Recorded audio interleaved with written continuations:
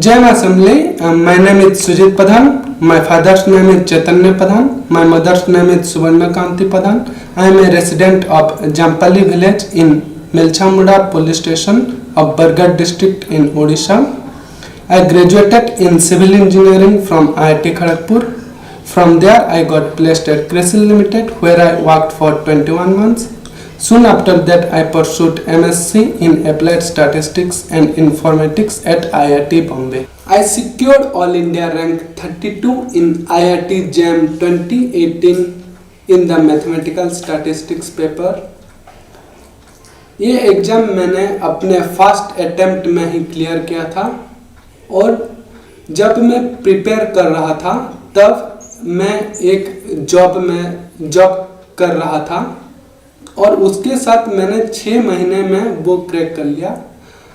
तो मेरे कहने का मतलब है कि आप लोग भी 6-7 महीना प्रिपेयर करके with determination IIT JAM crack कर सकते हो। IIT JAM 2018 फरवरी 2018 में कंडक्ट हुआ और मैं अक्टूबर 2017 से स्टार्ट किया था। क्योंकि मेरा जॉब था तो पढ़ाई करने के लिए जॉब के टाइमिंग ख़त्म होने के बाद ही मैं स्टार्ट करता था। तो इनिशियली 1 या 2 घंटे मिलते थे, फिर मैंने धीरे धीरे करके वो अमाउंट बढ़ा दिया और जनवरी में मैंने लगभग 5 घंटे के करीब दिन में पढ़ने लगा। फरवरी में एग्ज़ाम के 1 हफ्ते पहले मैंने छुट्टी ले ली और उसी 7 दिन के अंदर मैंने काफ़ी सिलेबस रिवीजन कर लिया, काफ़ी एग्जाम्पल्स सॉल्व किए और वो काफ़ी हेल्पफुल रहा मेरे लिए। तो अगर कोई बंदा IIT JAM का प्रिपेयर करना चाहता है और उसके पास 6 से 7 महीने हैं तो वो अगर रिगरसली विथ डिटर्मिनेशन ट्राई करे तो IIT बॉम्बे या IIT कानपुर में इजीली सीट मिल सकती है उसे।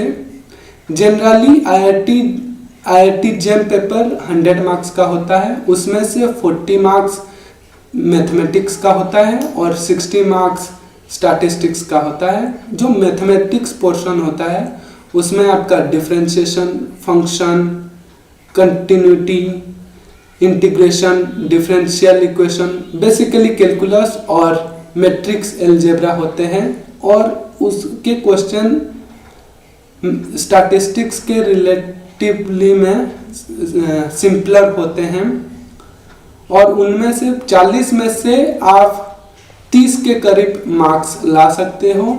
ऑन दी अदर हैंड आप स्टैटिस्टिकल पोर्शन में 60 में से 30 to 35 तो ला सकते हैं।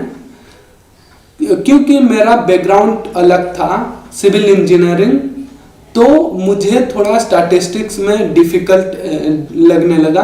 दो मुझे टॉपिक पता था, उसी वजह से मैंने मैथमेटिक्स में 40 में से 30 का टारगेट किया और स्टैटिस्टिक्स में वही 30 से 35 के बीच टारगेट किया and finally I got around 57 marks and secured a seat at IIT Bombay.